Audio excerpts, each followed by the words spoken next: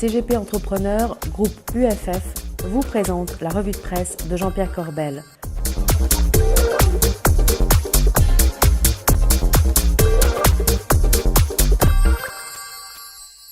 Bonjour, c'est mardi et c'est la revue de presse du Club Patrimoine en compagnie, comme toujours, du sémillant Jean-Pierre Corbel. Jean-Pierre, bonjour. Là, vous me l'avez piqué, le sémillant, Bogdan. Déjà très content de mon coup. J'ai marqué le premier point. Jean-Pierre, ça va? Gagné, bravo. Écoutez, moi, ça va très fort parce que la croissance repart, Bogdan, et ça, c'est une bonne nouvelle. Ah oui? Où ça, elle repart? Oui. Alors, effectivement, pas en France. On n'est pas toujours au centre du monde. Non, je parle de l'Irlande.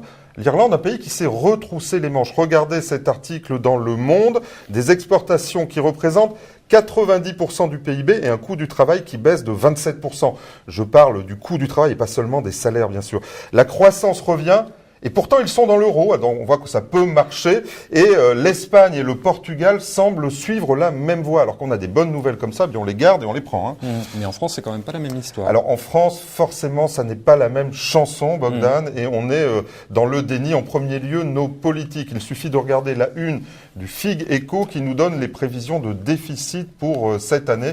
Et on voit que la France, eh bien, c'est 3,7% de déficit. Quand M. Hérault nous disait un peu au-dessus de 3. Alors le un peu au-dessus, quand on sait que 0,10, ça fait 1 milliard, eh bien, ça fait quand même des grosses sommes. Et le pire, ça n'est pas ça. Le pire, c'est que la Commission nous dit qu'en 2014, eh bien, on serait à 3,9. On va tangenter les 4 et ça fait mal. Et pourtant, le président garde le cap. Eh bien, c'est ce qu'il a dit ce week-end, le président. Il dit qu'il suffit de maintenir le cap et qu'on n'aura pas besoin d'austérité. Alors pourtant, on voit bien que dans un gouvernement en pleine dissension, on est en train de lâcher les dépenses. Il suffit de voir le jour de carence, par exemple, pour les fonctionnaires, la semaine dernière. Et le président, qu'est-ce qu'il nous dit? Il nous dit, si les dépenses dérapent, eh bien, il faudra évidemment augmenter les impôts. Monsieur Cahuzac nous avait dit jamais, au grand jamais, je n'augmenterai les impôts pendant le quinquennat. Et hier, il nous dit peut-être 6 milliards quand même en 2014. Ça n'est pas rien. On voit bien que ce gouvernement, c'est le supermarché du déni. Et en tête de gondole, on a mon ami Arnaud. Écoutez-le. Selon Arnaud Montebourg, qui n'hésite pas à tacler le destinataire de son courrier. Puis-je vous rappeler, dit-il, que l'entreprise que vous dirigez est 20 fois plus petite que Michelin, notre leader technologique français à rayonnement international, et 35 fois moins rentable. La fin du courrier se veut presque menaçante. Arnaud Montebourg évoque l'intention de Maurice Taylor d'exploiter la main-d'œuvre de certains pays pour exporter tous les pneus dont la France a besoin. Et il prévient, soyez assurés de pouvoir compter sur moi pour faire surveiller avec un zèle redoublé des douanes vos pneus d'importation. C'est quand même incroyable ce qu'il dit le patron de Titan. Voilà. Effectivement, c'est chaud. Effectivement, il est américain, il est un peu caricatural, c'est un cow-boy, le patron de Titan, même si sur le fond, il n'a pas forcément tort. Mais qu'importe, ce qui est caricatural, c'est la réponse aussi. Arnaud Montebourg, je voudrais vous répondre quand même quand vous parlez de Michelin. Il se trouve que c'est un Auvergnat qui vous parle et Michelin a fait sa croissance sur ces 30 dernières années, principalement à l'étranger et a bien supprimé des emplois en France et à Clermont-Ferrand notamment. Et puis, tout faux Arnaud, mais quand même, quand on parle de menaces fiscales ou des douanes, ça fait peur. On se croirait revenu à la tribune des Jacobins. Et moi, je crois que j'ai intérêt à me taire dorénavant. Oui, je vous le conseille. Ça rigole pas. Hein. Oui.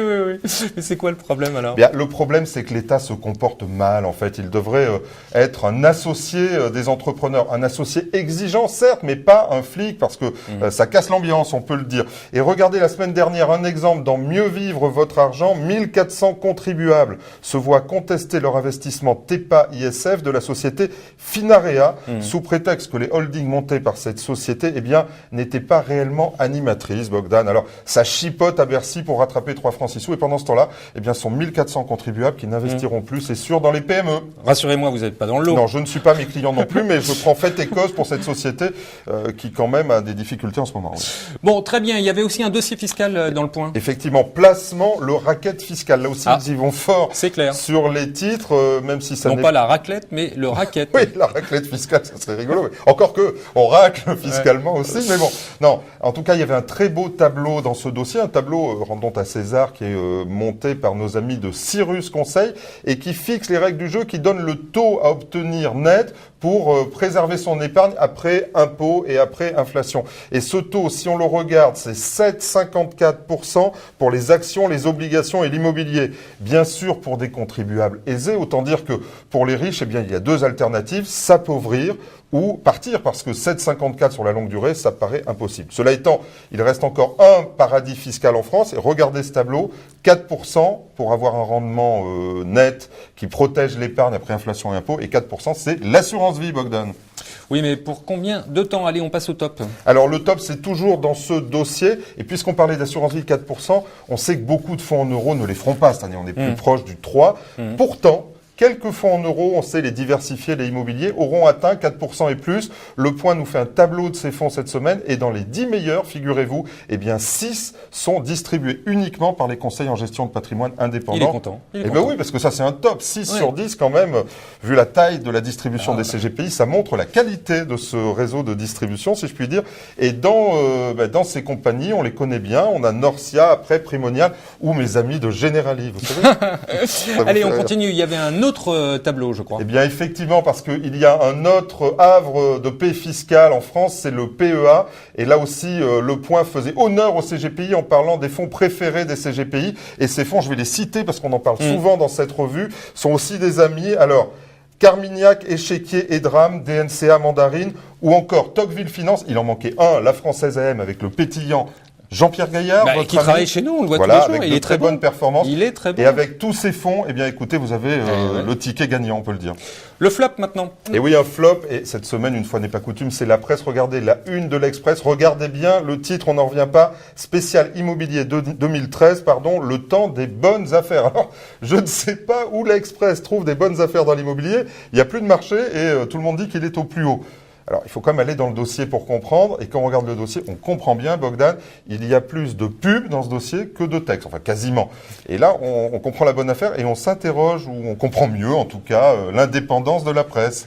Il est trop fort. Je suis trop naïf. Il est trop fort, le Jean-Pierre. Trop naïf. Merci beaucoup, en tout cas. À la semaine prochaine. Voilà. Quant à moi, il ne me reste plus qu'à vous remercier et à vous donner rendez-vous la semaine prochaine. D'ici là, gardez-vous bien.